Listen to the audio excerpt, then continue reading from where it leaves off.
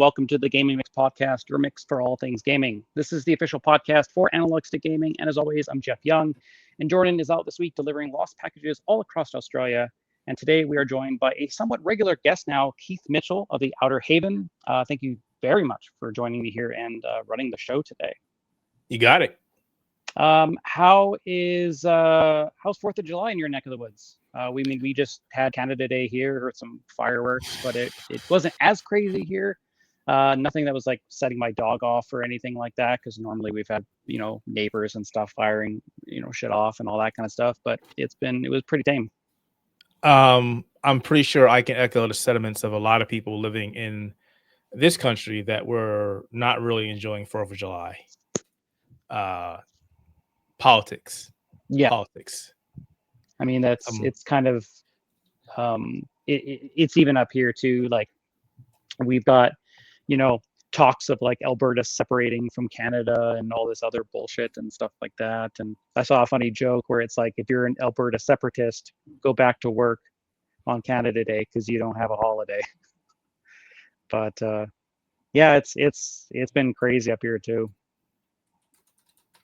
Yeah, I don't want to get into it because I don't want to ruin a perfectly good podcast. So yeah, outside of that, I'm alive, so I can't complain much. Yeah, the heat. Your subtitle underneath your name there is saying you're dying from all the heat. How is the heat down there? Like it's 80-something degrees right now. The last week or so, it's been 90 plus. It's been terrible. Yes, I mean we're running Celsius up here, but we've been on some days we've been hitting like 25, 30, and that's when it starts to get like pretty damn hot. Like I've been putting like little bowls around the house for my pets filled with like ice cubes, and Banter just grabs ice cubes and goes crazy with them. Yeah, he just loves crunching them and running around and having a good time with them. But you can see I'm just panting. He's just heat. I've got the fan going pretty much all the time, but yeah, the heat's been probably not as bad as what you guys have got going. But how's Outerhaven been? What have you guys been kind of like tackling? What have been some big stuff? We, as you know, Summer Game Fest, so that was very big. That took a lot of our time, and it was a huge effort, but we managed to get done as much stuff as we thought we could. We're actually trying to plan for going to Summer Game Fest next year because we want to bring more than just 2 people. We feel like maybe 3 people would be the sweet spot. Yeah. We're now getting ready for PAX West. My bank account hates me, and we'll just take it one step at a time as it is now because of the landscape of gaming journalism and how this is all being changed. And we're seeing how it's affecting the websites, even the people who are in the space or either getting frustrated and just some of them just frankly getting out of it. And we got a lot of people that are talking like, hey, what's going to happen to us in the next couple of years? Because on top of that, then you got obviously the addition of AI and people just getting rid of people altogether and using AI now. And it's just becoming a really interesting topic that we're stuck in the middle of that we wish we weren't. Yeah, it's I mean, like we haven't attended anything officially as Analog Stick Gaming just because like we don't make a profit from this. Like I don't make enough money to kind of like satisfy those types of things. But I think next year I'm going to try and hit to probably something like PAX or even Summer Game Fest, try to apply for that kind of stuff because I do want to get like some type of presence at some type of these types of events because you make a lot of connections. You get to meet a lot of the reps that you only know through emails and things like that too. So but yeah, that's pretty much it there. All right, so we're going to be jumping into some news topics. It's been kind of a shit week, really, for pretty much any aspect of the industry. But before we get to that, we're going to talk about another clusterfuck, and that is Mind's Eye. So Mind's Eye boss, Leslie Benzies, has made alleged claims that the troubles facing Build a Rocket Boy are a result of an internal and external saboteur, according to a new report. Benzies, who is best known for his time as the president of Rockstar North, has reportedly broken his silence to staff on the difficult launch of Mind's Eye, the debut game from his studio Build a Rocket Boy. According to a report from IGN, Benzies addressed SAP this week, where it's claimed that the studio boss blamed internal and external saboteurs on the issues facing Mind's Eye and Build a Rocket Boy. It was reported last month that the studio is facing mass layoffs in the wake of Mind's Eye's disastrous launch. So, have you seen footage of this or even played it? Or I've seen people playing it. I've talked to Jordan playing as he played it, and he didn't think it was that bad. But then I also talked to some people who played the game, and they were like, "Just don't touch it." It's been a hilarious situation altogether regarding Mind's Eye. yeah, I saw Giant Bomb playing it, and they kept like dropping this guy off at this factory and then backing up and driving into him, and he would just go Mr. Fantastic pretty much all over the screen. It was bizarre, but I haven't heard like any praise whatsoever for even like other parts of it. Like the whole conversation has shifted to how broken this game is and the variety of it. Like I almost wonder if like because IO or what is it? IO Interactive is publishing this, right? Like I almost wonder if they're stepping away from this, if they're distancing themselves.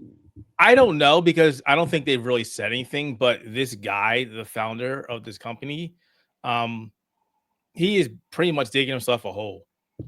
Instead of going out and saying, you know, we dropped the ball, we screwed up, you're blaming people for actually sabotaging your game. Like, come on, man. Yeah, it's been kind of a weird situation. I mean, especially with them like, you know, like losing people. It's been just sort of a weird situation. Like we're sitting at like, you know, the Steam where like user ratings are currently listing it as mostly negative. Of the 1,833 user reviews submitted for the game, 37% are marked as positive. I don't know if that's just due to the fact that the game has mod support on PC. Like I don't know what the issue is with like in terms of like consoles. Like I haven't had a chance to play it nor a need to want to play it. Like if this was something on Game Pass, I would probably like just try it out and see what it's like. But considering the condition of the game, it's just sort of one of the most like honestly like this feels almost like the conversation around Cyberpunk, but without the ownership of the issues. It's almost like he just wants to blame every external factor or internal factor essentially of this game crashing, whereas like CDPR, like they kind of took it on themselves to kind of own up to it to a certain degree. But yeah, it's so weird seeing this game because like it already leading up to it didn't have a lot of good press. I don't think like from what I've seen, I don't think any outlets got review code. I heard of a few getting review codes, but like right before the game dropped, I know Jordan was trying to get access to it, and it was pretty much like, no, it's just not happening. And the people who did get access to the game were like, this game is a hot dumpster fire. Why am I wasting my time on it? So Yeah, it's just not been a good situation altogether for this game. Yeah, there was another game a little while ago that didn't get any press, and I'm blanking on what it was. It didn't get any like review coverage, and I don't know which one it was. I want to say it was no, because I got code on that. I'm not sure. I'll have to. Which game were you thinking it was? I was thinking it was the what is it, Siege something, but I ended up getting review code for that, so it wasn't that. I can't remember what it was, but there was one where I don't know. I don't even know what game you're referring to now. So I'm like, which game could it have been? I can't remember the name of it. It was Siege something. It was with the girl and the little fox, and it was like a Souls-like, but it wasn't that game. I know that one got. I know what you're talking about. I didn't play it much. God. Yeah, what was that game? See, what was that game? Oh man, I can't remember. I can't remember. Flintlock. Yeah, Flintlock. Yep. The Siege of Dawn. Yeah, no, like that was the game I was thinking of. But no, there was another game before that got like no review codes went out for that, and I can't remember what it was. It'll come to me at like 2:00 in the morning, and I hate know those exactly. things. You go, it was like, oh, that game, right? Yeah. See, and I think a lot of the issues, I don't want to take us down the wrong path, but I think the industry itself tends to become one of those places where if review codes don't go out, then by automatically assumption this game is going to be bad because they're not giving out codes. And a lot of us are like, I don't want to say we feel like we should be getting codes, because the stance that I have is, we're lucky if we get codes. It is what it is. They don't have to give us codes. They don't have to give IGN codes, but they're giving you codes so you can provide your opinion about a game and help get the word of mouth out to people who want to buy these games. Like if From Software released Elden Ring, Night Ring without review codes, people will still buy it because that company has made such a name for itself that people go, oh, whatever. Nintendo can give out their games and not provide any review codes, and people will still buy their games. So it depends on the developer and our publisher and how we look at those companies. Meanwhile, an unknown company, you better damn well give us a code. A lot of people will feel like, because we need to tell people how this game is going to be. And getting back to Mind's Eye, it just feels like now, after all this stuff is coming out and we've all seen and heard about this game, that they knew this game was going to be hot dumpster fire. So if that was the case, why did you release it in the state that it's in now? We've seen so many games get released. Like, people will still refer to Cyberpunk 2077 as perhaps the biggest letdown in gaming history thus far. Yeah. And it took them forever to finally get their game back on track. And people were like, okay, but there's still some people that go, Cyberpunk, I don't know if I want to play that game because of what happened, 3 years ago, which you should play now because it's come full circle and it's a fantastic game now. She's totally playing now. So but the founder's not making his case any better by going, oh, people sabotage my game. How did they sabotage the development of your game? Yeah, exactly. Because you'd have, wouldn't you have approval on pretty much everything that's going in and build testing and all sorts of stuff? Because that's just like Conquer. We canceled this game because we didn't know how bad this game is going to be. Wait, you gave these people all this money and you weren't going back and going, I need to see this game in action. Show me this game. I want to play this game. You just, here, we have the utmost faith and trust in you. Here you go. I don't care who you are. You could be the best person in the world. I'm coming in to see where my money is doing, what it's doing. Yeah. I'm not just going to blindly give you a blank check and go, oh, I have all the faith in you, whatever. And you come back and go, ha, I took 10 years and here it is. Yeah. They spend a ton of money on that game. Holy hell, especially getting the studio and the IP and all that kind of stuff. Just outrageous. It's all right. Speaking of PlayStation, going in with Concord there, this was kind of a surprise to hit yesterday. PlayStation's Helldivers 2 is officially coming to Xbox consoles next month. The online co-op shooter, which was released on PS5 and PC last year, will come to Xbox Series X and S on August 26th. The game will feature cross-platform play with both users on PlayStation and PC. Both the standard version of the game and the Super Citizen edition of the game are now available for pre-order. We know gamers have been asking for this for some time. We are excited to bring more Helldivers into our game. We have so much more in store for the future months and years, and more players we have, the more stories we can tell. The fight for Super Earth has only just begun, said the game director, Mikhail Eriksson. Helldivers 2 is a game that I want to play on PlayStation so bad. I just didn't want to get PlayStation Plus for it. It was one of those things where it's it just wasn't enough for me to commit to PlayStation Plus. But now that it's coming to Xbox, I'm absolutely buying this. It's a great move. I'm glad that it's happening. I've seen a lot of people push back on this because, we still have the people that are with the console fanboys and the console wars. And I'm just beyond that nonsense. We just need to stop that. The fact that this game, which did great on PlayStation and on PC, is now coming to Xbox. That Arrowhead Studios somehow convinced PlayStation to go, hey, look, this game needs to be available for everybody, is, to me, a step in the right direction. The borders of this console wars nonsense needs to go away, and stuff like this is one of the first steps. It's not especially for online titles, because you need a community. And honestly, I could see this game coming to Switch too, to bring even more people in. It should. I don't see why it doesn't. I mean, obviously Xbox is doing this now, regardless of their situation. They're bringing out their games to multiple platforms. I think PlayStation is doing the right thing, even though this is a games as a service, and people are arguing that it's not a first party PlayStation game. Guys, PlayStation owns the IP. They Yeah. like it's theirs. They're publishing the game. It is a first party game for PlayStation, and for them to Yeah. do this, it's great. It's great stuff right there. And it's now Yeah, that and this would be the first yes, PlayStation first party game to come to Xbox because MLB The Show wasn't technically theirs. nope, wasn't theirs. Correct.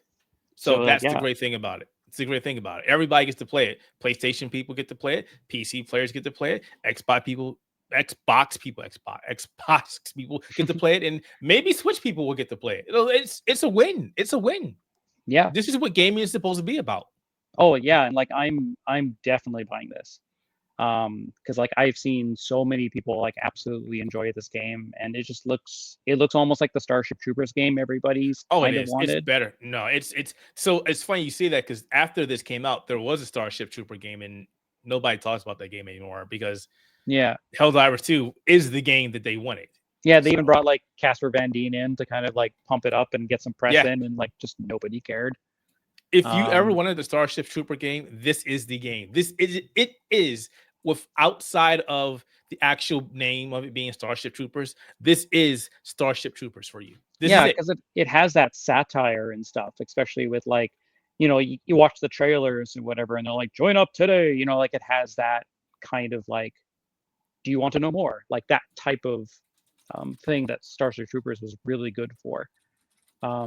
But yeah, this is a huge move because then you think about, okay, what else would they bring? Now, obviously, it's just going to be their online stuff. They're not going to bring Spider-Man and Last of Us, and those are going to No, be exclusive to PlayStation until the end of time. Well, except for PC, but in terms of consoles. But yeah, it'd be interesting to see kind of what they would bring out next. Like it almost feels like that would have been a great move for Concord just to get people in, um, just to get in the door, essentially to get more players going.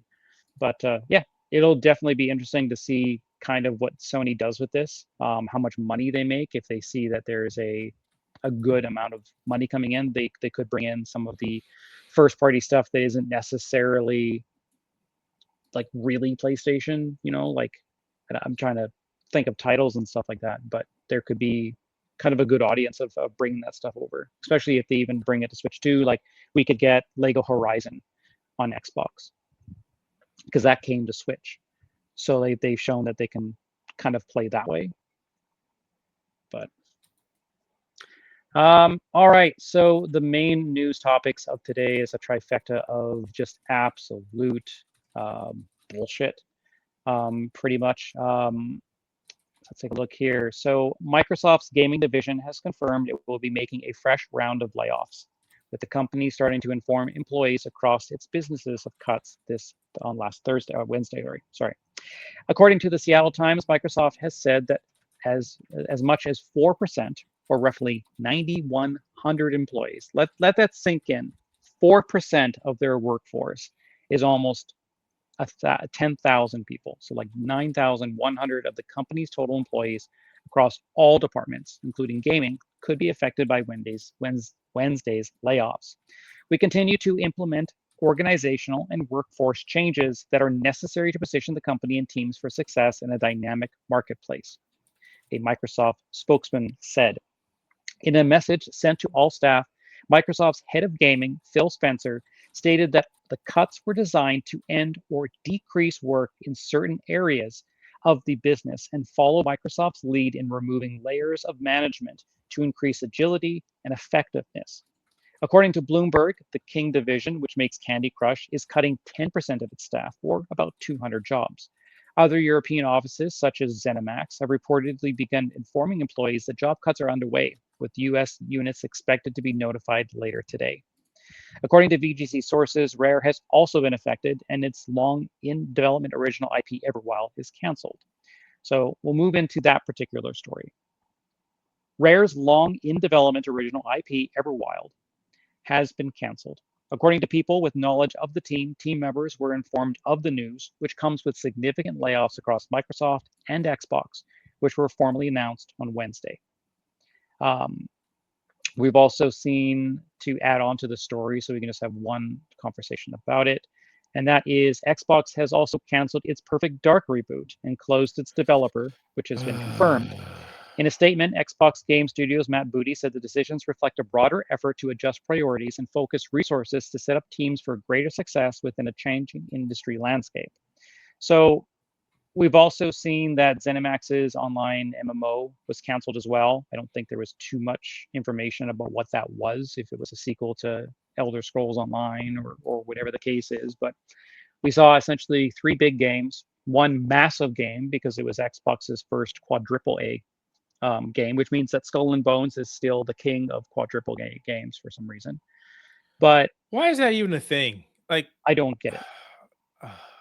But yeah, so this is like a absolutely disgusting type of turn of events because Perfect Dark was meant to be one of Microsoft's biggest games. yes. And if you can't get that off the ground, especially one that was shown, we've seen gameplay of this. There was a lengthy gameplay segment, and an absolute amount of care was being put into this. You had the Initiative who was working on it, which was a studio that was put together by Microsoft with some extremely talented and industry vets. Not to mention you have Crystal Dynamics, who now has seen that their contract with Microsoft has been terminated. Yep. So you got to imagine what the working relationship is going to be with Crystal Dynamics. If Sony's going to go like, hey, do you want to come in and make a game for us? I could see them essentially jumping on, going, hey, we can get the Guardians of the Galaxy license back for you. Do you want to make a sequel?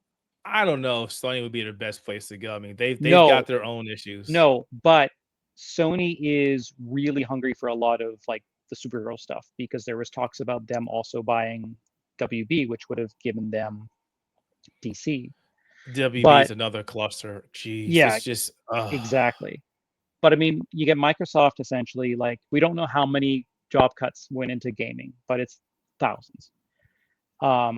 And it is such an unfortunate thing of where we've had, 20 or 30 or 40,000 Microsoft jobs cut within the last year, because this is like the third round of layoffs. So as I mentioned on the Spectator Mode podcast, I think one thing that people weren't paying attention to, and it's kind of convenient or a coincidence that this is all happening now, is for the last 2 years, Microsoft was in the middle of acquiring Activision, ZeniMax, all that fun stuff, right? Yeah.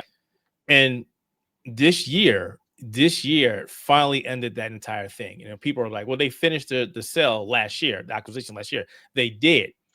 But the FTC case was still ongoing until this year. It wasn't until March. I'm sorry, was it March? May, yeah. I think, that it was completely over. And at that point, you started hearing Microsoft is going to do layoffs. Microsoft's going to do layoffs because they, at that point in time, couldn't really do what they wanted to do. The moment they purchased Activision, you knew that there was going to be, and I hate to say redundancy, but you knew they were going to go, we need to recoup the money we just spent. Anytime a company purchases another company, there's always going to be overlap. There's always going to be some kind of way that they want, hey, we need to get our money back. It sucks and it happens.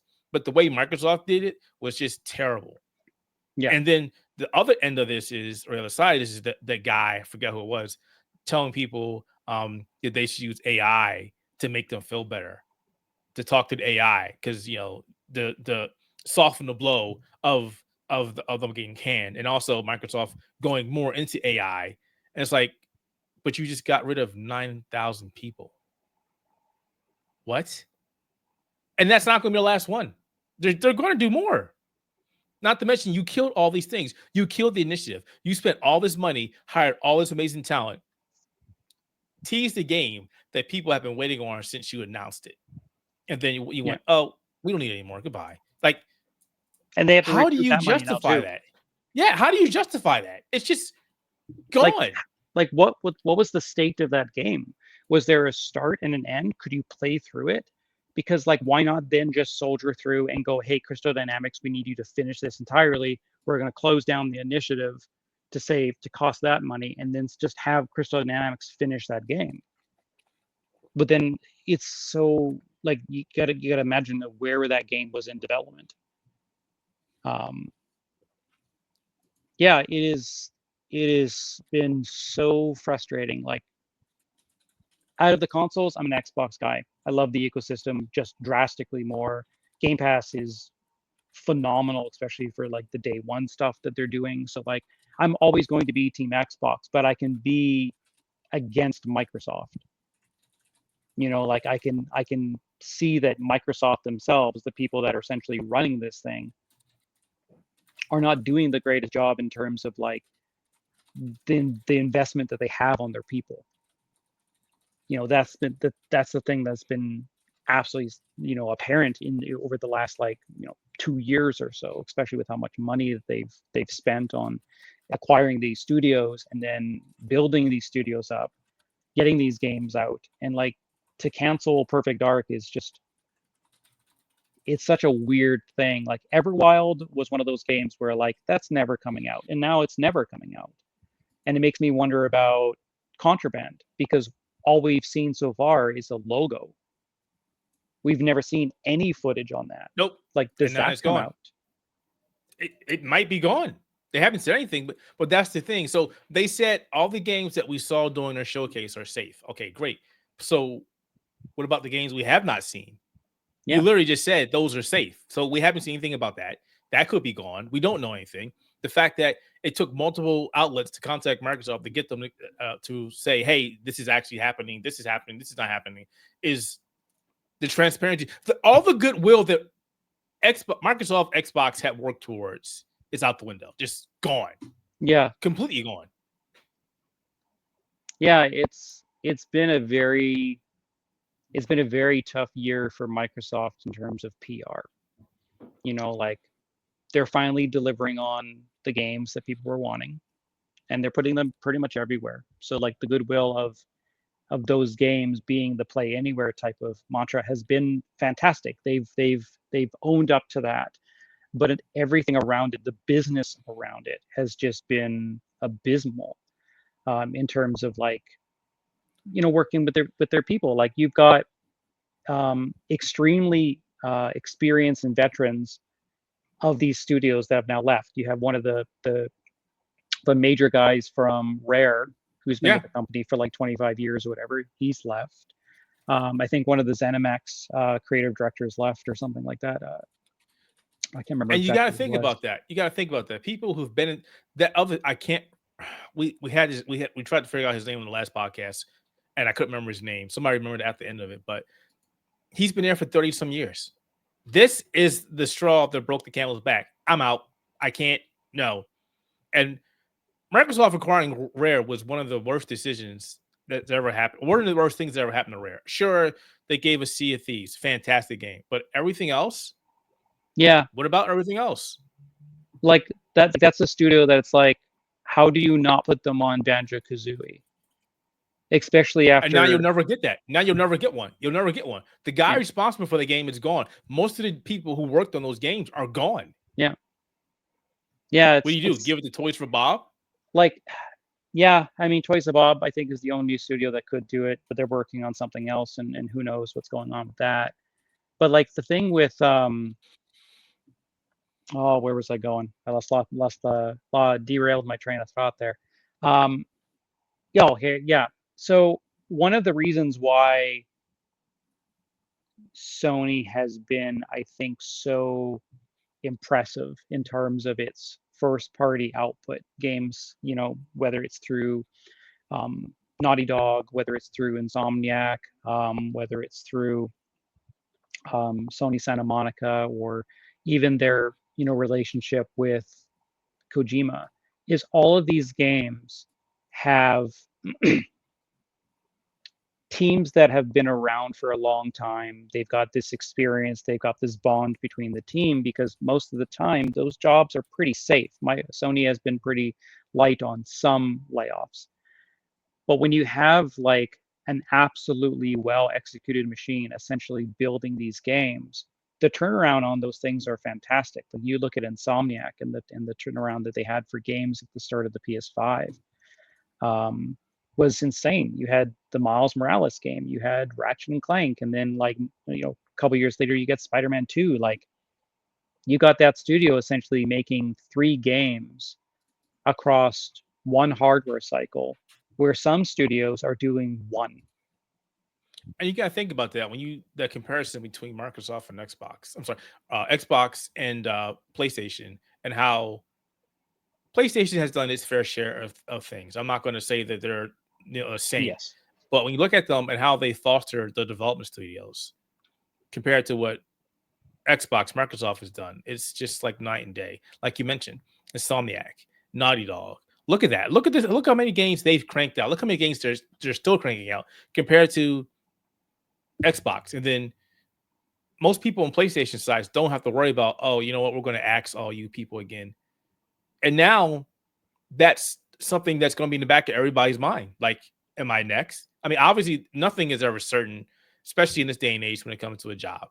But we're seeing in the game industry, it's just becoming worse, not just for Microsoft, Xbox, or PlayStation, but EA, Ubisoft, pretty much every major development house has shown that we don't care about our employees, or to a lesser extent, our games.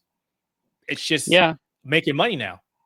Yeah, and you take a look at like some of the conversations that like Samantha Bond has had with, in terms of like Matt Booty and Phil Spencer, just saying like, Xbox is going to have all these games and is going to have, its community as a focus, and like, being like a platform for like creating fun and imaginative games, but you need employees to do that. Like you need studios to do that. Yep. And when you put such a confidence in Perfect Dark and then cancel it, how are we as consumers supposed to feel confident about the platform? Like, we know Xbox is a platform that is open everywhere. You can get Xbox games on PlayStation, you can get them on Switch, you can get them on PC. They're everywhere, and they're going to continue to be everywhere. I mean, the Gears of War was almost felt untouchable, and now it's coming to PlayStation.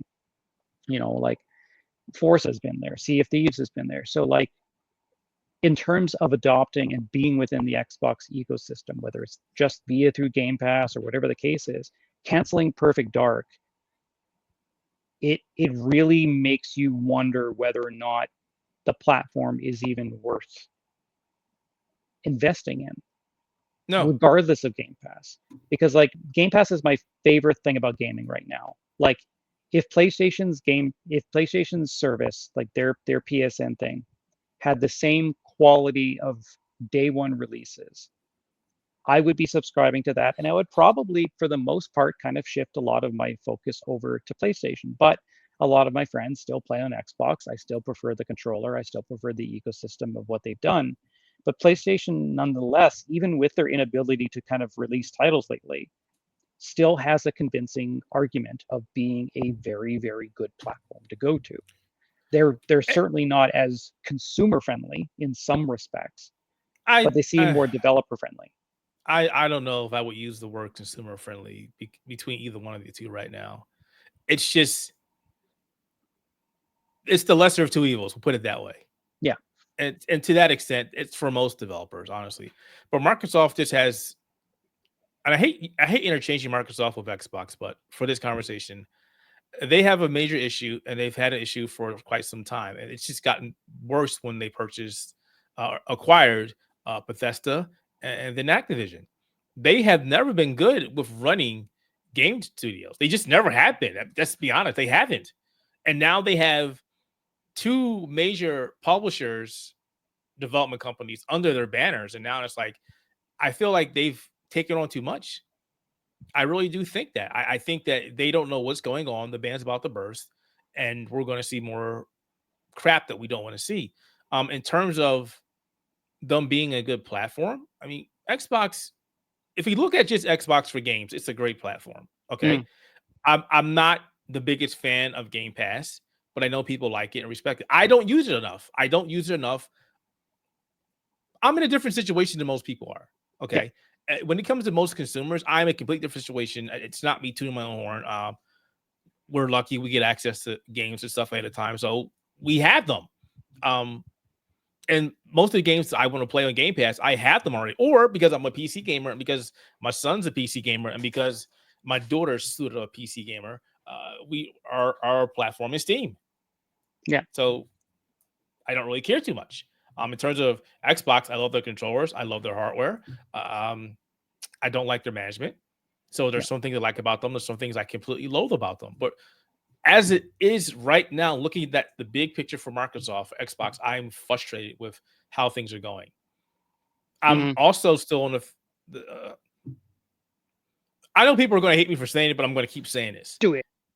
If you purchase these companies, I would not be sharing those games or your exclusives with anybody else. That is the reason why your hardware is going to sell.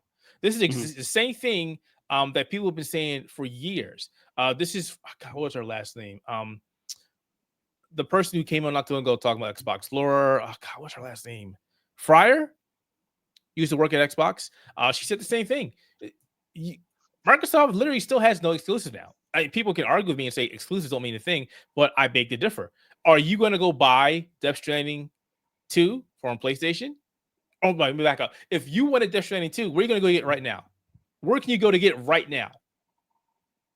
Yeah, PlayStation.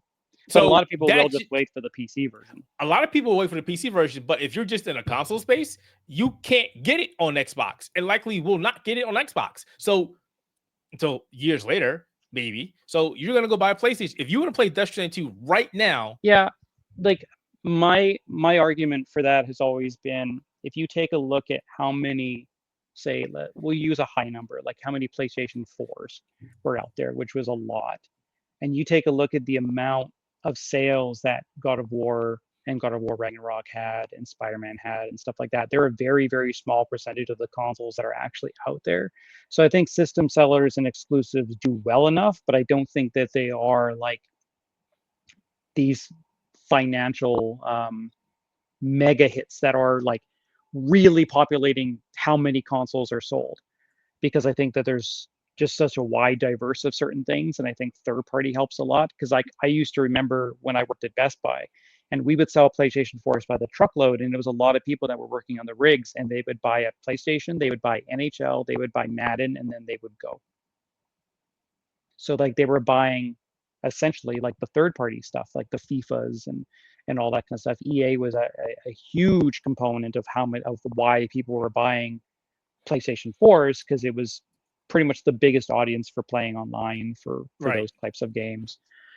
But I mean, like, because you look at like even what God of War, I think what sold like 20 million units, and there's like 15, 120, 130 million PlayStation 4s. Don't get me lying. I couldn't even tell you numbers.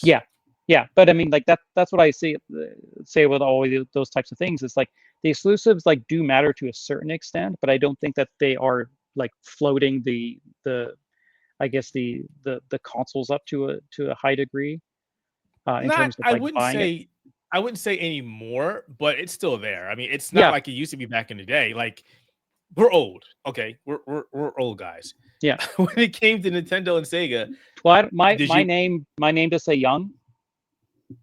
When you wanted Sonic, you brought Sega Genesis. When you wanted Mario, you brought Nintendo. That was it. That's how they got you. And we progressed from there to like, hey, look, Sonic's everywhere. Which I keep saying Sega or Microsoft is the new Sega. People keep telling me I'm wrong, but hey, whatever. We'll see. Yeah. But there's where we're going.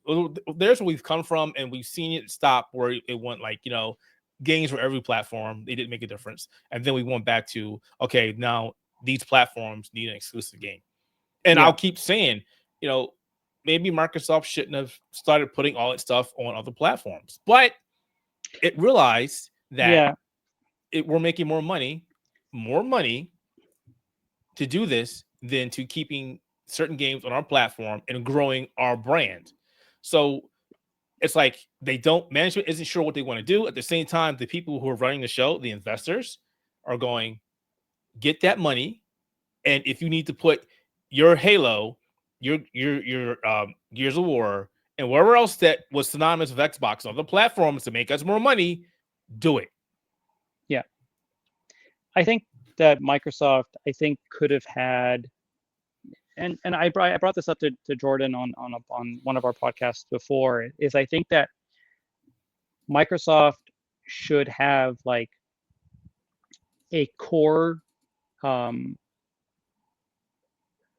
series of games that are exclusive to the Xbox and PC. And then you Yes. have an outer core of first party titles that were up for grabs, things like Doom, things like, you know, Forza or whatever the case, like certain games that made sense to kind of put on other platforms because they weren't necessarily the purest first party, things like Doom, things like Indiana Jones, things like those games that are owned by Activision, Bethesda, things like that. And then you have your core stuff, which would be, like Halo, it would be Gears. And those titles essentially would be exclusive to Xbox because it would be almost like you're teasing these other games on other platforms to lure people in, which was, I think, the strategy that PlayStation was using for only putting the first game on PC and not the sequel for a considerably long time. They were putting it out there almost like a demo to bring people into the PlayStation ecosystem. The PlayStation PC ecosystem is another interesting conversation to have at another time because it's like you're sticking your finger into a pot of hot water to see how hot it is. Yeah. Do you want to go in and burn yourself, or you just, it's hot. I shouldn't do that. PlayStation has been looking at PC games for quite some time, and they're bringing over their games after a while. And some games have been very successful. Other games have just been met with why isn't this game available on Steam? Because I live in Timbuktu over here somewhere else, and I can't get it because I don't have PlayStation Network. Yeah. Which is a big issue to take care of. But I'm liking to see that they're bringing the stuff over, but only certain games. So they're still in the same situation. Shelf them for another time. Trust me, Chef. I got a lot to say about that. And that's hours of conversation for being a PC gamer. But going back to Microsoft, I don't know what to say anymore. They don't know what they're doing. They're alienating their fans, even though they think they're actually bringing in more. You're pissing off, and I don't want to say diehard Xbox fans, but people who believe in your ecosystem, who supported you since Xbox, the first Xbox, are now the ones going, I don't know if I can trust you anymore. If I'm still going to be in that ecosystem because that's where the majority of my games are. That's where pretty much all the friends that I have who game on Xbox, out there. I'll have a few, people outside of certain systems, whether it's you on PC. I'm still playing the ability to do crossplay on Rivals with friends on PlayStation and PC. So I have that outlet as well. But for my core multiplayer experience, the majority of the people that I play is usually on Xbox. It's just been a platform that I've preferred over any of the other ones. But yeah, Microsoft is making it very difficult, not just because they're putting their games everywhere. I don't care about that. If I can still play it on my Xbox, I'm fine. I'm not going anywhere. I think that's a big point that I think that's something that people aren't really taking or using that as an actual logic point of talking. Because yes, if you can still play these games on Xbox and you like Xbox hardware, then play it on Xbox. Nobody stopped you from doing that. Yeah, exactly. But what's happening is the people who've already been on Xbox hardware are now going, well, where's the reason for me to buy your consoles anymore? I've supported you. It's a 2-lane street, New people can go, oh, hey, I can get this here, no big deal. Other people go, well, I supported you for X amount of years, and this is what you do. I felt some kind of way, and I still feel some kind of way when I supported you. I hate to say this. So Forza Horizon, on Xbox was the reason a lot of people bought Xbox. A lot of racing game fans. And then you're like, oh, you can buy a PlayStation now. I'm like, but bro, there was so many games on PlayStation I wanted, so I ended up buying an Xbox and a PlayStation. Not me, but people in the same situation. You mean tell me I could have just bought a PlayStation and this game would have came more eventually anyway? Because in an Xbox game, you didn't think it, or first Xbox game, you never think it would come to a PlayStation platform or another platform, but it did. Yeah. So now it's like, do I just buy a PlayStation now? Just wait for the game to come over? Are they still all going to come over? Are you going to shift your strategy again and go, wait, no, wait. So only certain games are going to come over now. And then we're going to wait a year or 6 years. What was the last game? What is it? Indiana Jones. There you go. Perfect example. Came out for PC and Xbox December last year, something like that. and then it was 6 months until it hit the PlayStation. Are you going to do that? Is it going to be longer? Is it just not going to happen? I mean, again, there's just so many things now. Yeah. It's like I don't That's know, why man. I still think like they should have like an Xbox Studios moniker, which is stuff that is exclusive to Xbox and PC, and then a Studios moniker for stuff that goes everywhere, and then the confusion's just gone because then you know. And that's what I think a lot of people is like whether or not they're going to go to Xbox, and then at the end of the day, Xbox is making a lot of money. Putting their stuff everywhere.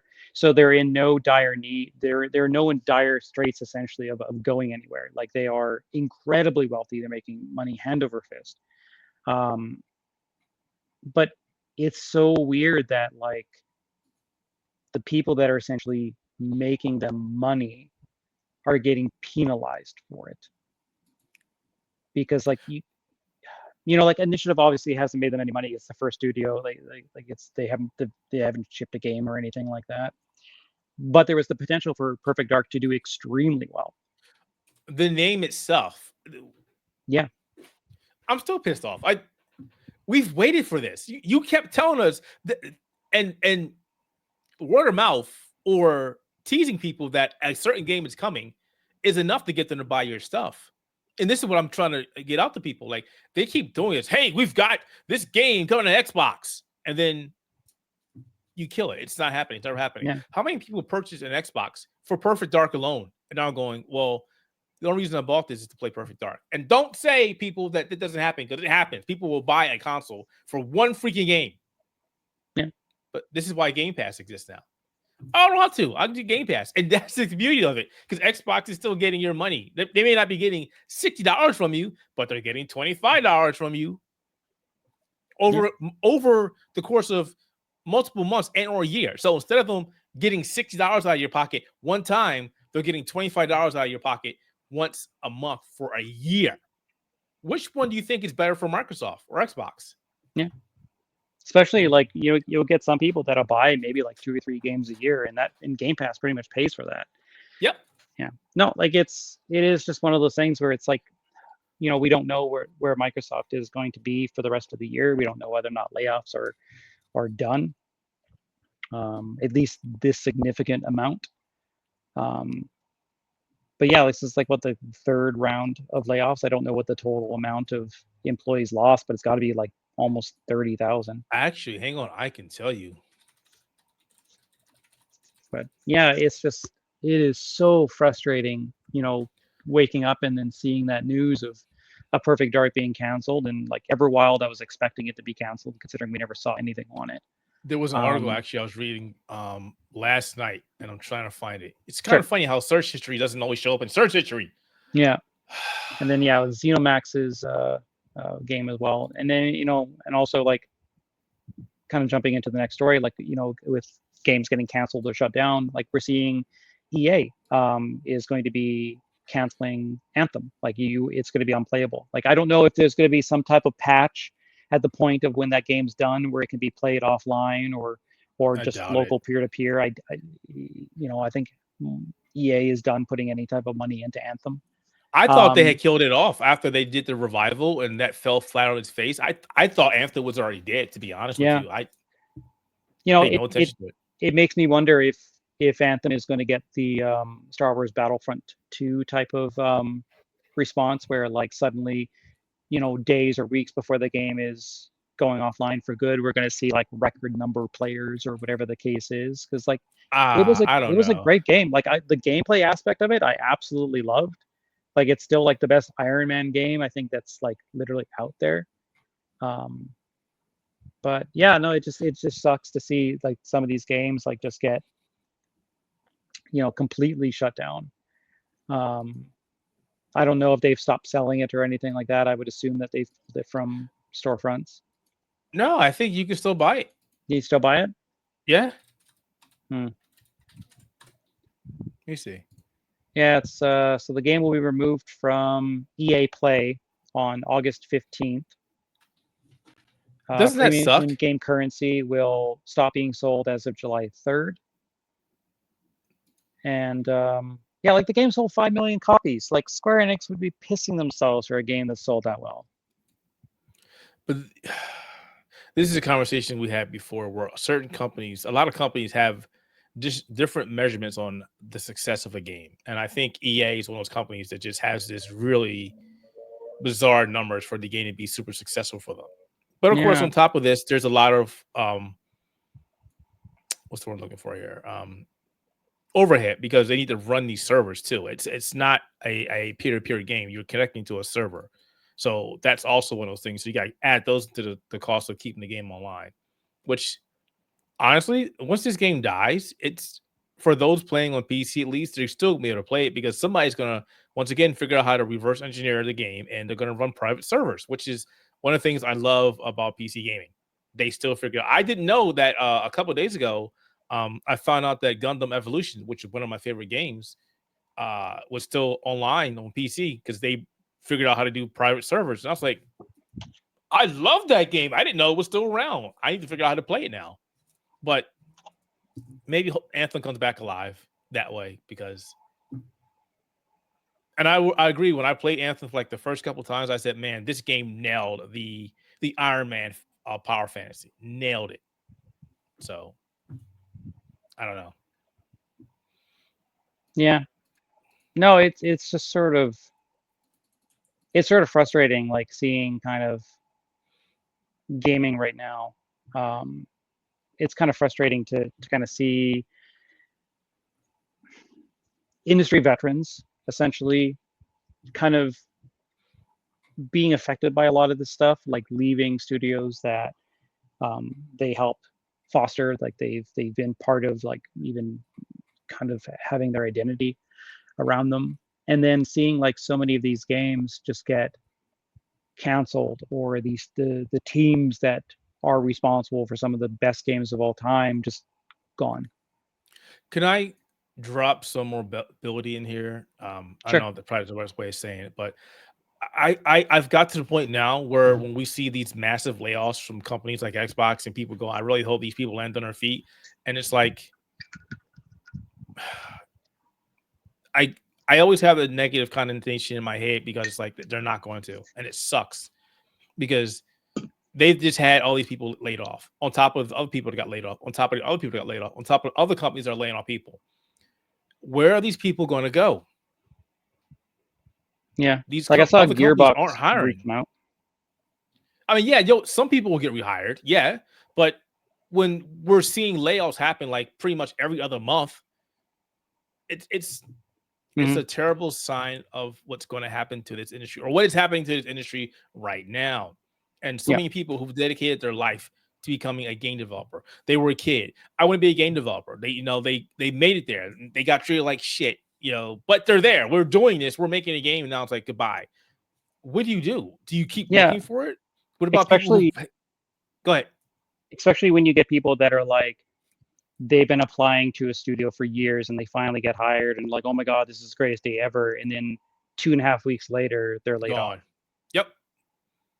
That puts a big hit on your morale, and you're going to go, what was the point of this?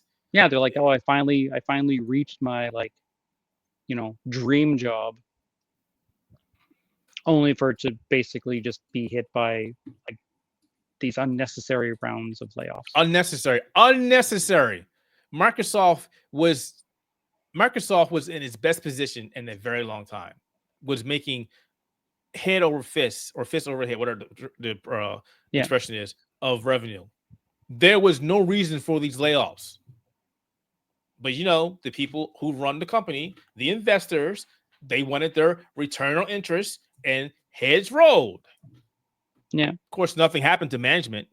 Shocker. Yeah. No, it's so weird. Like, waking up that morning and then like seeing the news of like Perfect Dark being canceled, because you figure that was just going to be a slam dunk for them. Like, sure, it could have hit 70s or 80s on Metacritic, whatever. But it The would name have Perfect been Dark would have sold. Perfect Dark, the Yeah. name would have sold. But it would have been kind of Microsoft's first kind of attempt at going like, hey, we're going to make a studio from the ground up and then release a game. And then show that they have that commitment. And now they don't. Like that like it's so stupid.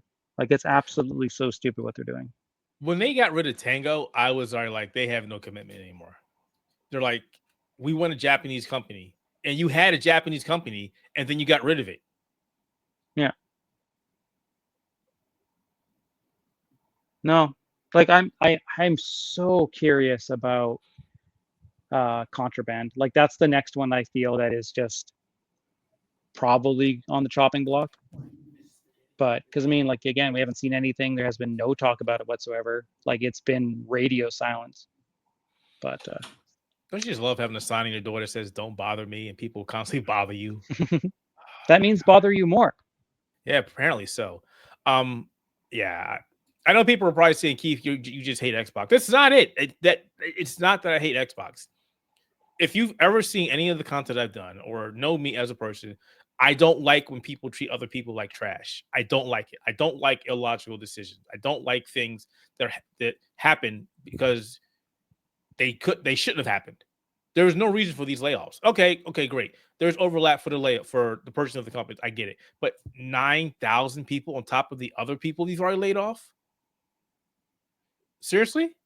No, it's not. I hate Xbox. I hate the decisions that Xbox is making. I hate the way that they're treating its fan base. Mm-hmm. I hate the fact that management is running a brand into the ground.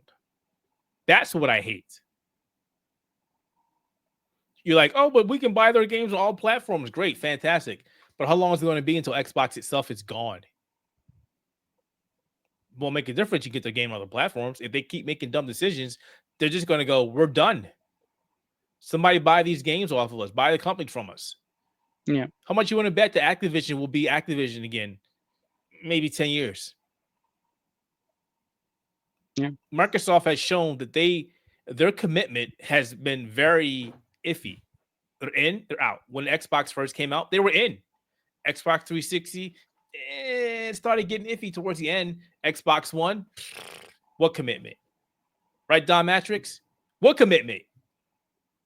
Yeah. Started getting it back towards Xbox, towards the end of Xbox One. They're like, man, what's going on? And then what did we get? We got Game Pass.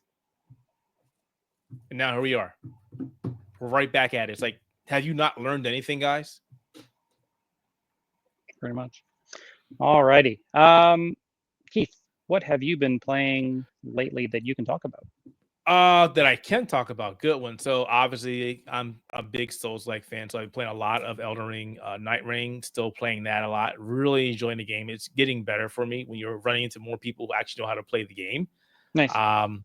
Yeah, I'm still on that third boss. Yeah, you haven't been playing that in a while, have you? Well, I haven't had anybody to play. See, I have it. I bought a copy to play with you exclusively. Jordan, I'm free to play all the time. I don't know what's up with Jordan, so you'll smack him around.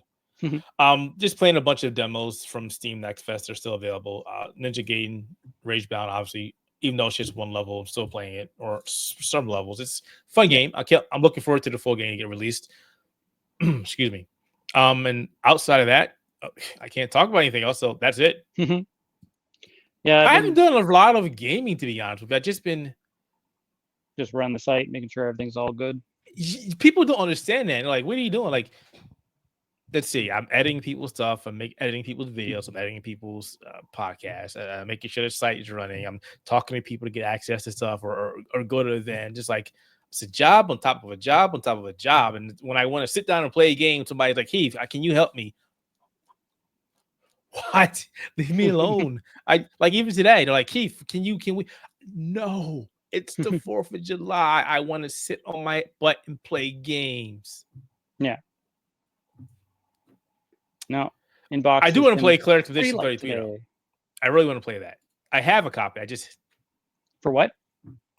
Claire Expedition. Was it Claire Obscure Expedition 33? Yeah, I have a copy of that, and I've been wanting to play it for a while. It's one of those games I just need to sit down for like a day, shut the door that people keep opening, and just play. But it's not going to happen because the moment I'm doing something, just leave me alone, please. Yeah, Yeah, I talked about it last week a bit, and I haven't made too much progress because I've been playing a bunch of other things and stuff like that. But Death Stranding 2 continues to be really excellent. I've been seeing a lot more of stuff that's been being built into the world by other players, like all the Strand stuff, essentially. But that's been still continuing to be excellent. There's been some just fantastic cutscenes and boss fights and encounters and things like that. I'm just at a spot right now playing where something mysterious is kind of happening. I'm being put into another little area to play, but it has been another game that has been just, the production values on that game are astounding. Like it's some of like the best environments. Like that Decima engine is absolutely fantastic. But no, I've been putting a bit of time into Mecha Break, which Yeah. is really good so far. Like it's I'm still trying to find what mech I really like. So I've been playing around with that. The character creator is pretty decent. There's a lot of freedom with there. It's pretty robust. The opening tutorial makes it feel like it's like this single player game. Like if you play it, it's like 20 The minutes of just like tutorial is really, fun. Yeah, the tutorial is really fun. I like yeah. the tutorial. But no, like right now I'm just at the point where I just need to find a mech that I'm good at, and I don't like the fact that if I buy a color, it's only for that mech. So when you go Yeah. into the shop and like, oh, okay, I want to get the same colors that I have my other mech, you got to buy You gotta those pay for that. again. Yep. So It's annoying. that's kind of dumb. But no, it's been pretty good. Like I like the action on it.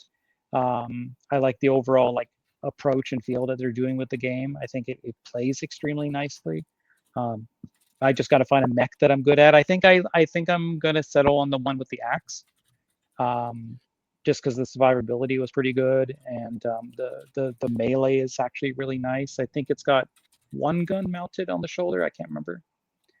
But no, I mean, it looks nice. It's on Game Pass right now. It's free to play, I think, pretty much everywhere except for PlayStation and Switch. Um, but no, I've been kind of enjoying it. I like some of the story stuff that they've been doing on that game is good. I haven't encountered much since the beginning, so I don't know exactly how much that game has kind of devoted to any type of narrative, or if it's just so lightly tossed in there between rounds. I don't know. But have you had a chance to play any of it aside from the I tutorial? played I played so a couple was it last week, maybe a little longer than that. We actually had hands-on for preview session of the game, so we got to check out the new maps and whatnot. Played with a bunch of other different content creators developers, yeah. And I was a little frustrated with it because one of the mechs I really liked playing in the betas, the Panther, got nerfed because in the betas, the Panther was just a beast. It's a close range melee mech, and I loved it, but he's kind of nerfed. I did start using another one, which is more of a mid-range mech with some decent melee abilities. So I'm enjoying that. I haven't really devoted much time into it, not as much as I want to, Yeah, just because there's so much out there. Elden Ring won't let me go. I'm officially Elden Ring's bitch. It won't let me go. I need help. I really need help. But I'm a big mecha fan. I love mecha fans. Love giant robots. Happened ever since Voltus 5 and Macross and Transor Z or Yeah. Menzinger. So I love giant mech. So I'll definitely get into it. Yeah, I'm excited. I'm gonna put in a few rounds likely today. I've also been like just like where you're with Elden Ring. I'm pretty much that with Marvel Rivals. Like I've been playing that constantly, and the new season's going to be dropping in a week. They're going to be adding Jean Grey. They're going to be adding Blade at the middle point of the next season. There's some really nice skins that are coming. They've overhauled a lot of the mission wrap up screens and stuff, which show you a little bit more of the objectives and things that you're completing on there. They're restructuring like all of the battle pass stuff in terms of like making it easier to kind of flow through. It's one of those, it's the only free to play game where I'm like literally dropping money on because I'm just absolutely loving it. So I'm excited for that kind of stuff on there as well. I've been trying to get back into First Descendant, just because I like I've yet to play that game. You know what actually I thought it's great. about? And for like a brief moment, Destiny. I used to play Destiny like nonstop. I tried getting back in. and it's the most convoluted menu systems I've ever seen. And I'm like, I'm never touching Destiny again.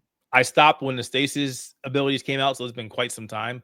And then I never looked back. And then I'm just like, because I was doing an article about Destiny Rising, the mobile version of the game is coming out soon. And I'm like, maybe go back play Destiny. And then I was like, you know, the reason why I stopped playing it, like you mentioned, and why I couldn't get back into it is because it's just such a mess now. It's like, no, I can't. Yeah, like I went into one round or a thing, and then I didn't know where to go, and so I Googled or YouTubed or whatever, like how to progress from where I was at. And it's like, oh, select this, and I go to select this, and then it shows me this cutscene of like this whole like mission arc where like Kate Six died, and then what's his name came back, and blah blah blah. And I'm like, well, wait, why can't I play this shit? This was the content, right? Like, why can't I do these missions? They vaulted it. And then they vaulted it, and I'm like, well, no, I want to play that shit. It looks really good. That's also another problem I have. That has been a huge issue with Destiny fans. It's like you took it upon yourself to tell me what I can and cannot get access to because you think you're saving us space on our hard drives. How about you just let us select what we don't want and what we do want, and then just go, well, this is part of the main package. You can't take it off. But stuff that's optional, leave it there. But you decided to put it all in the vault, take away stuff that, by the way, we paid for and now we don't have access to. Yeah, like why don't they just have like, you know, you go to like mobile games and stuff and you'll download something and then it'll be like, go to this mission pack, this has to be downloaded. And then you just download it and then you play it. Like I tried getting into it and like I ended up refunding it. I'm like, yeah, I can't. This is just absolute bullshit. But yeah, they screwed themselves with that. They really no, did.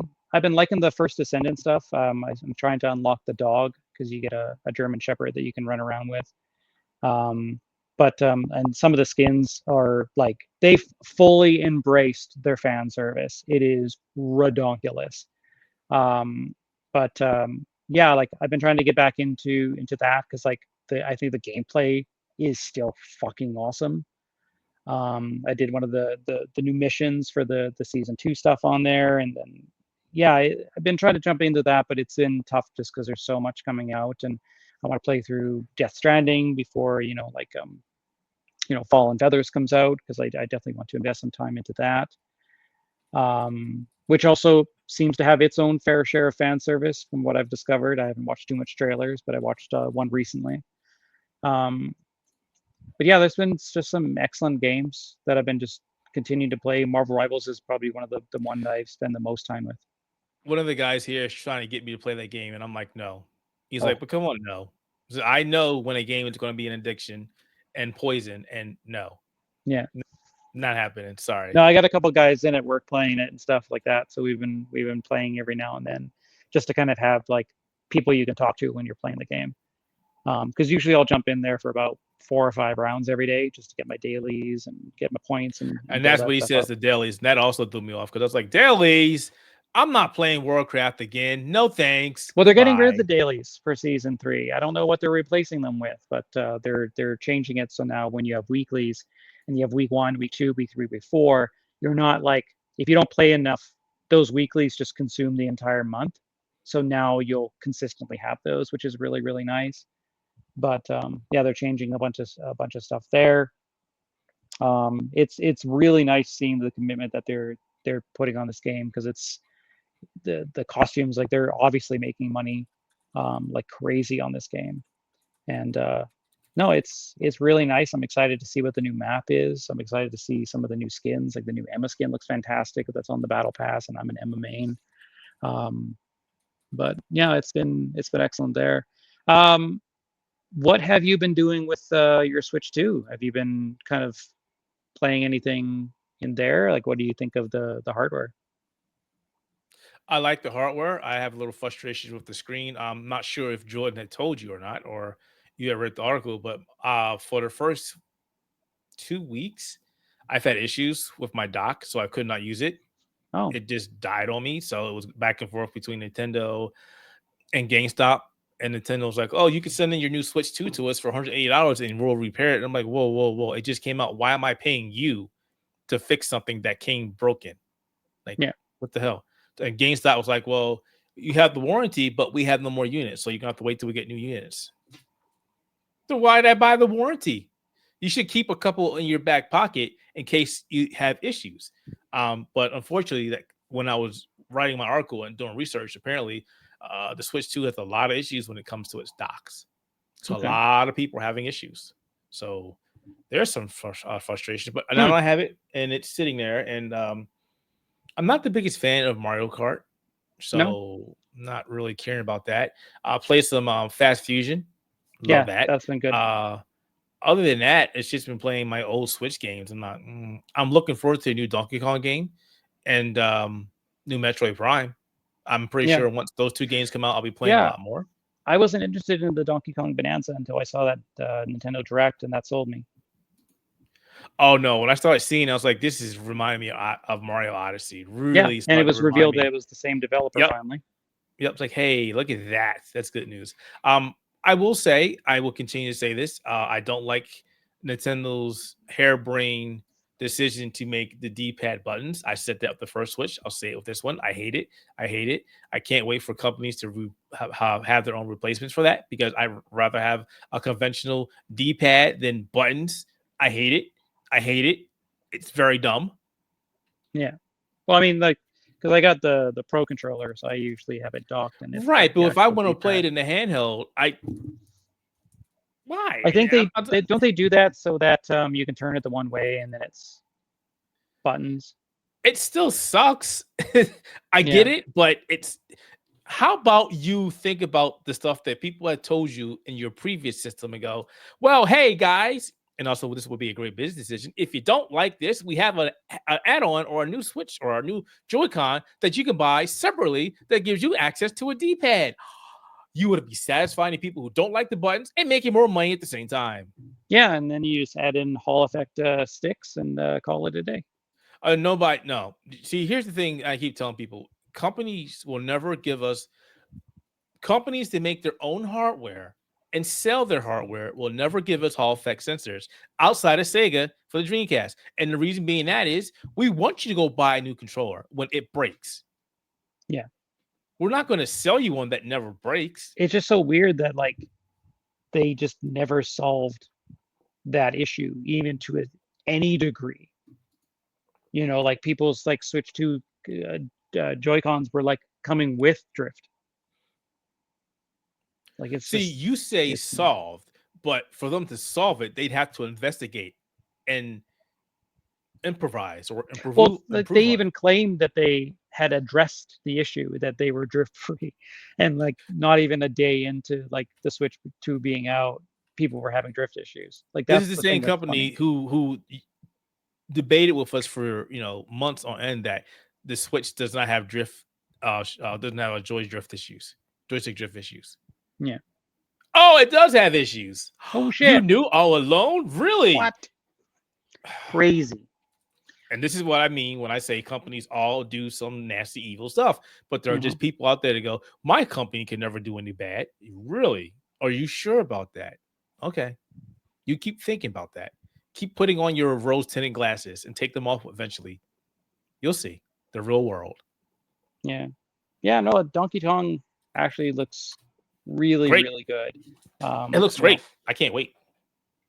Yeah. I'll have to pick that up when I've got some money. We've got some rebates and stuff coming this month, but I also got to put that towards the website next month because the bill will come due, as they say. Don't want to talk about bills. Yep. Oh God, I know. But yeah, no. But if I put ads on the website, people will yell at me for putting ads on the website. It's like, but I need to pay for the website, guys. So which one is it? Yeah, like we've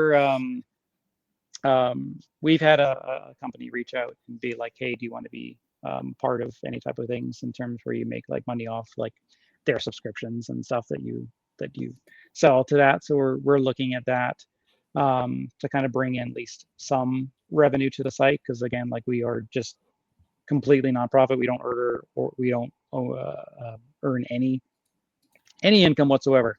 Not yet. We're trying to get that kind of stuff, but it's kind of hard to kind of get those companies to like invest in you and to like give you money essentially.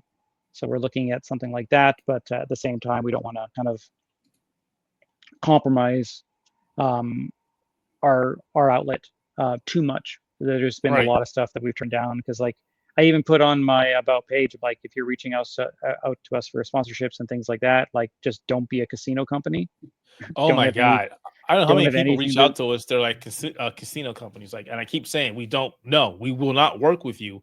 Please stop contacting me. It's just ridiculous. We think that putting an ad in your, like, blah, blah, blah review would be absolutely fantastic.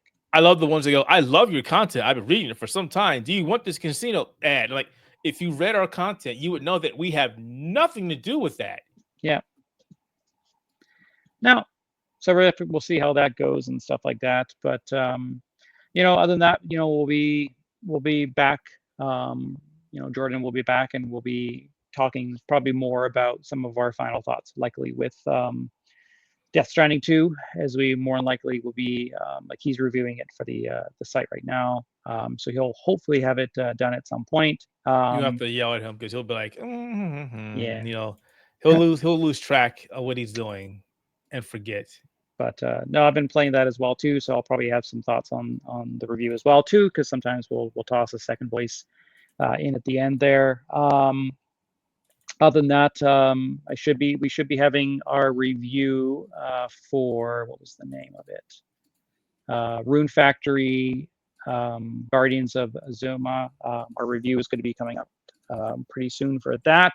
That's going to be our debut review for a friend of mine, Rebecca. It's actually my roommate.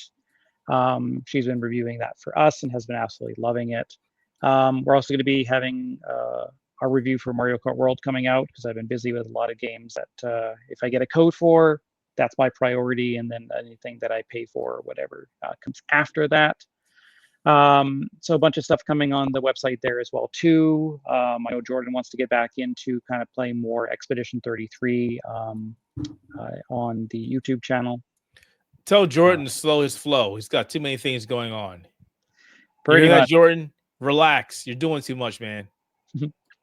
But no, thank you very much for coming on to kind of run the ones and twos in the background there while we have an episode, because I wanted to get something out, because this Microsoft news is just, you don't want to ignore it just because it is good for traffic, but it sucks for everything else, right? I'm just so tired of talking about it, to be honest with you. It's just so frustrating. It's just, yeah, they do something and then you think they're okay, we learned, we understand, and then it's like, nope. Microsoft, what did I just tell you? Why are you doing this again? Yeah. Could you stop doing this? Just spray him with a water bottle. Be like, stop. You're not learning this. What are you doing? Stop, please stop.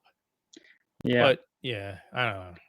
But no, we've got got to do with them anymore. Some excellent releases that'll be coming out. You know, I'm definitely going to try and put something together to get Donkey Kong Bonanza, because I think that's like $90 or $80 here.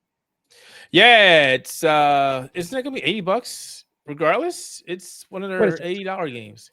Donkey Kong Bonanza CAD price. Yeah, it's $99. $99.99. It's $100 for a Gorilla game. But it's from Super Mario Odyssey creators. Yeah, but Mario Odyssey was like a 9 for me. It was great, but it wasn't like the end all be all for Mario titles. It's ironic that Donkey Kong Bonanza Bonanza is going to be $69, but Kirby Forgotten Land, the Nintendo Switch 2 edition, is $80. Like, I'm sorry, what? This pricing for Nintendo games is once again confusing the hell out of me. Yeah, it's definitely going to be weird. I'm just trying to think here. July games 2025. What else that we are going to be looking at? Like, I'm going to try and put a review out for Mecha Break. I want to play enough of that before I get into that. I'm not going to do that. We were looking at reviewing it, but I'm going to hold off until they get its first major update just to see what it changes. And it's a free-to-play game, so I'm like, eh. Yeah, exactly. We're definitely going to have some impressions on the Tony Hawk Pro Skater 3 and 4, because that's coming to Game Pass, so that's going to be very easy for us to kind of invest in some time and take a look at it. Been taking a look also at this, like, what else was it?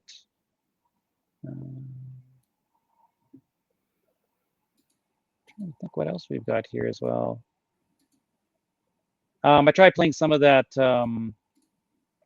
Black Desert that came to Xbox Series Yeah, I X. came over. Nah, I And wasn't feeling it's that. all right. It is another game that has like 19,000 menus. And I'm like, dude, just simplify it. My God. But yeah, Donkey Kong Bonanza, that's going to be coming out in what, 13 days, so just under 2 weeks. And then the astronomically expensive amiibos are back in full swing with extremely overpriced prices now. Like I have so many amiibos. Like honestly, I think up until now, I think I'm missing maybe 20 amiibos out of the entire everything. And I saw the price for the Zelda ones were like 25 or like 30 Are you one of bucks. those people to go, there's an amiibo come out and I want this? Kind of. I was at that Oh point man. where I bought so many of them, but the Street Fighter ones for like 40 bucks a piece. I'm like, I'm not spending $120 on the 3 worst fucking Street Fighter characters. No, Like, I couldn't do it. I stopped like, buying amiibos. I stopped buying Funko Pops. Like, no, this is just a colossal yeah. waste of my money. Nope, I'm done. Then But of course, if you keep behind me, I spend money on more expensive shit. yeah, It's like, exactly. no, I'm you don't need that looking $100 at statue. I might take a look at Wildgate, which looks pretty interesting. I played a little bit of the tutorial and the training and stuff like that, and it's kind of interesting. I'd like to kind of see where that's kind of going to go.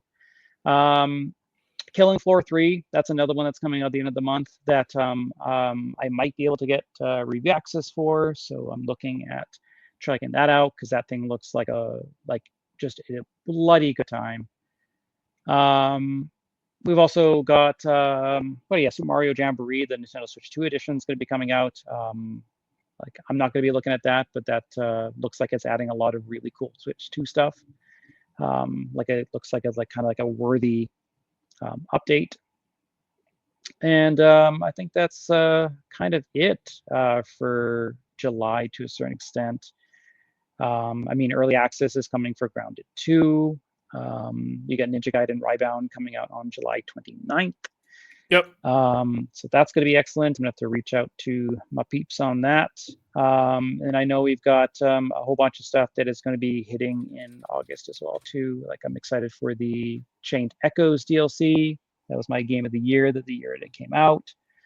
A lot of really good stuff coming out July and August, especially with the what is it, Fallen Wuchong Fallen Feathers that I'm excited to check out. That looks fantastic. So we should be Jordan getting... is extremely excited for that game. I wasn't really, but he's had more hands-on than I did. I only had like half an hour ish at How Summer Game does Fest. combat feel? Because like it everyone It makes it feels sound slow. like, yeah, It's slower to me.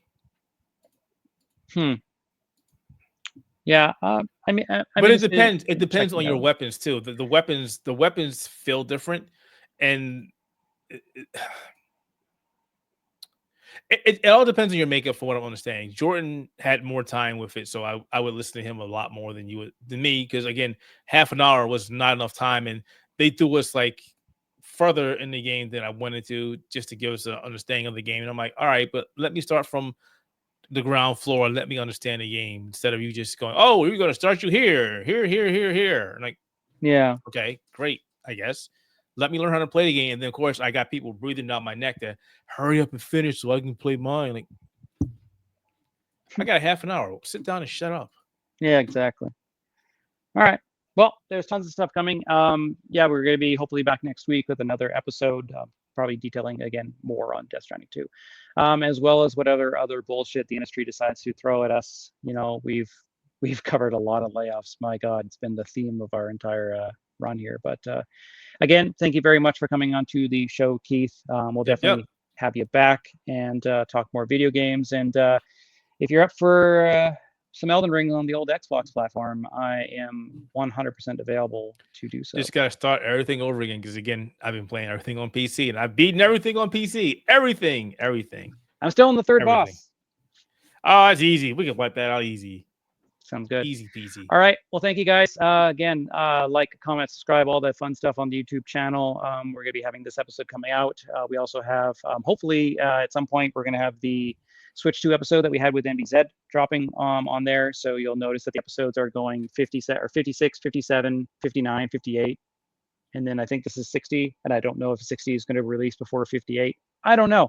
I'm not too sure. But other than that, stay tuned to Analog Stick Gaming for more stuff. We just put out the reviews for, let's take a look here.